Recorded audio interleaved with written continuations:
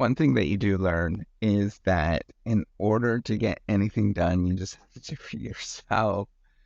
Um, and I totally understand. If you talk to a lot of entrepreneurs, you talk to a lot of people that have been doing it for a long time, they'll just say, I mean, you really just got to do it yourself. Even in the academic game, um, if you want to get stuff done, you often have to just pick it up and do it yourself. And you know, this idea that you can get other people to do something um, is often a misnomer.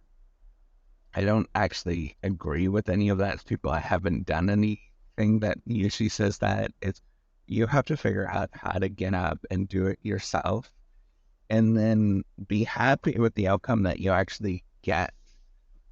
And this is so hard to learn for all of us at all stages.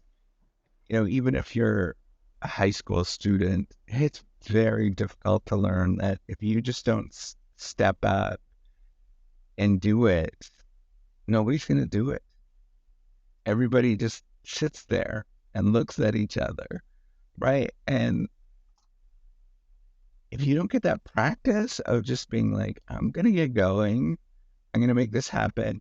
But here's the hard part that, I struggle with, and you probably hear this a lot, is I struggle with making sure that I'm doing it without getting jaded, without, feeling upset, and all of those emotions that happen along the way when you're trying to actually accomplish something and get it done, right?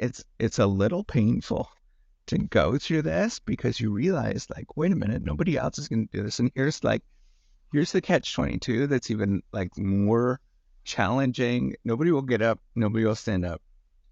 And then on top of it, um, you know, whatever you do is going to be blamed. It's going to be the wrong thing. And since they're always like think about politicians, despite the fact that like I don't like a lot of sort of political things because I think it's nonsense. They have a tough job because no matter what they choose, there's somebody on the other side that is going to say what they did was wrong. Um, and they're going to be very not just they're not going to be like you're wrong. They're going to be very, very upset with what they actually do. And so to deal with this, you just have to turn off the outside world and take take steps forward to know what you're doing. It's so just this Boy Scout motto of like just do your best, right? And repeating that over and over. And I know it sounds so silly, all of this stuff sounds so silly, but I think that's ultimately the only thing that you have to go by. There's no quantitative real thing that you could say that there's boundaries where you're like, well, this is the right thing to do. That's the wrong thing to do. Or, like there's not going to be any feedback. This myth, and I studied learning. There's this myth that a lot of life has feedback associated with it. It's actually the opposite. Most of life has no feedback associated with it. And you have to figure out how to struggle with that. Getting up and learning how to do it yourself when there's no feedback, at, modestly levels of negative feedback. But most of it's, not, it doesn't exist, right? This idea. And so you have to, the idea of feedback doesn't exist. And so you have to get up and realize that, yeah, this is hard. I don't feel like doing this today. Um, but I got to get up and do this. Anyways, I got to make this happen myself. And, a lot of it has to do with figuring out what is it that I'm about? Like thinking about all these bigger things and realizing that this is an important thing for me to actually get up and do this or to complete this particular thing.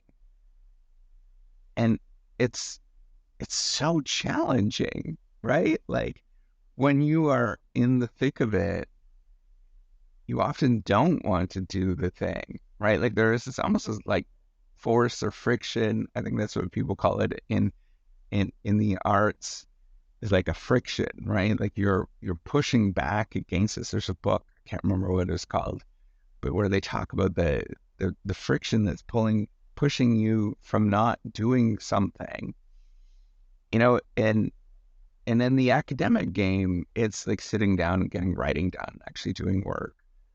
Um, but in the rest of the world, it's actually accomplishing, things, like getting things done. And it's very hard. I don't know why it is so mentally taxing if you start breaking things down. Nothing about any particular task is mentally tasking, right? But or making sure that you get exercise every day. There's nothing really mentally taxing about it.